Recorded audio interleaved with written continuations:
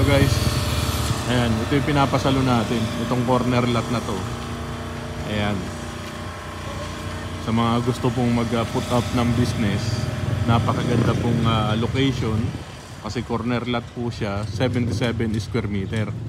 Ayan, kung nakita nyo naman po, yung katabi niya is may mga Xerox na print, lamination ng ID, business, ginawa na talagang pang business.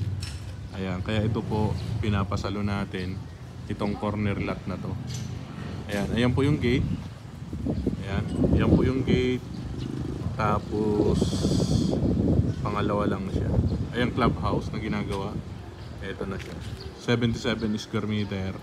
10 years to pay lang po ito. Ayan. 10 years to pay. 16,000 yung monthly niya. Ito po. Ito yung pinakapinto niya. Ayan. Ganyan po yung lupa niya. Ayan po mismo yung pinakakon niya. Lot area. Ayan po. Yung corner na yan. 77 square meter. Ayan. Kung gusto nyo pong mag-put up ng business, maganda po yan. Kasi ito po, phase 5 Pagsibol, malapit po sa school.